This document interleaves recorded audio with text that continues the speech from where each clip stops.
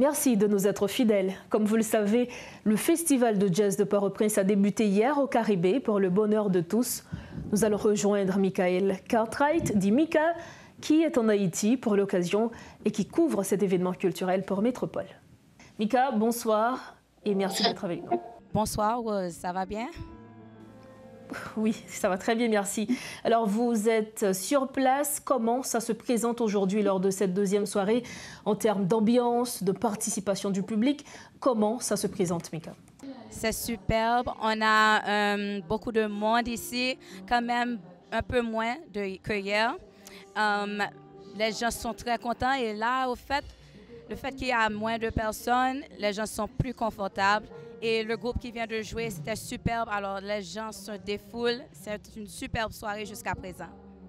Alors, outre le bassiste de jazz mexicain Last Geronimo qui était là, quel autre artiste était là justement pour cette deuxième soirée?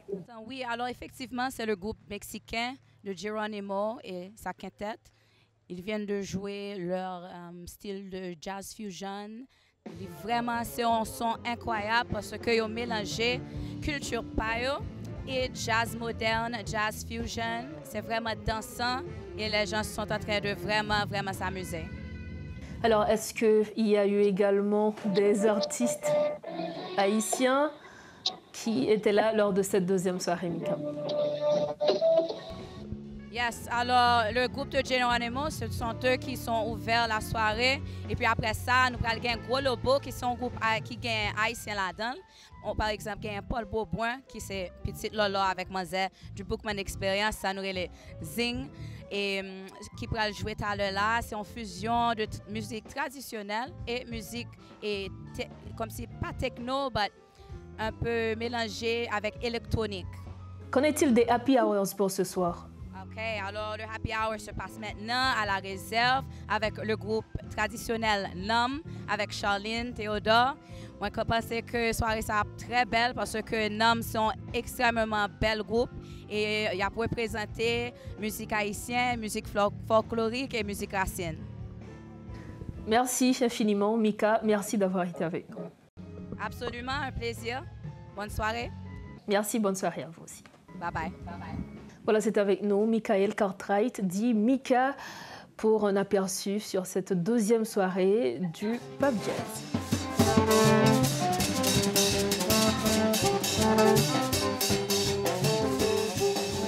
Toujours dans ce chapitre, suivez ce reportage de Rodolphe Pierre-Louis, retraçant la première journée de la 17e édition du Pub Jazz.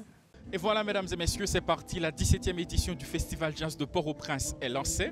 Il faut dire que nous sommes dans la première soirée. Nous nous trouvons directement à l'hôtel Caribé Convention Center, plus précisément dans le jardin où se déroule cette 17e édition. Comment est le public? Est-ce qu'il a répondu à l'appel? Découvrons. La ministre de la Culture et de la Communication n'a pas manqué dans son discours d'ouverture de féliciter l'organisation du festival. Emily Prophète croit que par la culture, un changement de mentalité et un rassemblement autour d'un projet commun dans le pays est possible. Mesdames et messieurs, le pop jazz est une expression, l'une des plus belles et des plus convaincantes de la culture haïtienne. Je ne cesserai jamais de le répéter, comme tant d'autres personnes, que la culture a la capacité de réunir les gens d'où qu'ils viennent, politiquement, socialement et ethniquement. La culture est capable de se placer au-dessus de toutes les barrières. Venu de l'Espagne, Abé Rabadé, avec son trio, ouvre le festival avec du classique qui a animé le grand public.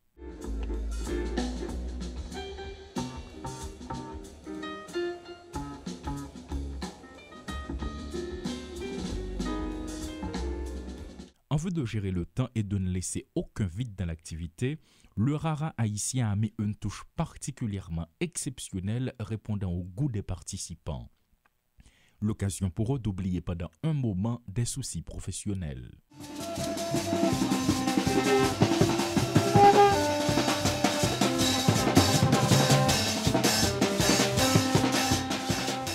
De son côté, considéré comme étant l'un des patrimoines culturels de la musique haïtienne, Bito Vaoba a une fois de plus charmé les fans du jazz. Si tout le monde moins calé, c'est ma bonne.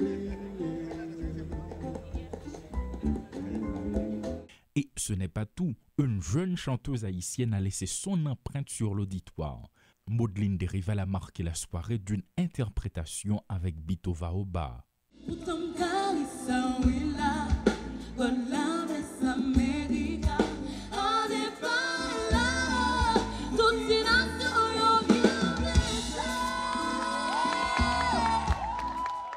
Certains participants dans le cadre de cette 17e édition n'ont pas caché leur position. C'est le cas de ce jeune professionnel qui émet son avis.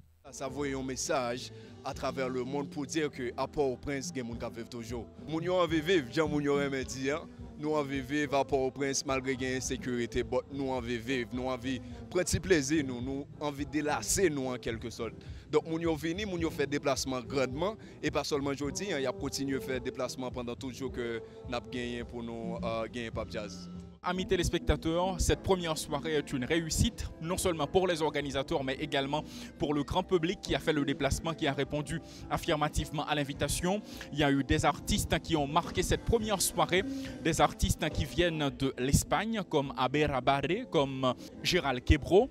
Et il faut souligner également qu'il y a eu une touche haïtienne, alors plusieurs touches haïtiennes dans cette première soirée. Il y a le Rara haïtien qui a marqué la soirée. Il y a également une artiste qui s'appelle Maudline Derival qui a interprété une chanson. Donc tout le public est satisfait par rapport à sa prestation. Donc le rendez-vous continue. Ce n'est pas seulement cette première soirée qui est une réussite. Il y a encore 3 autres soirées. Donc on vous attend, selon les organisateurs, jusqu'au 28 janvier 2024. Paul Léel et Rodolphe Pierre-Louis pour Télémétropole.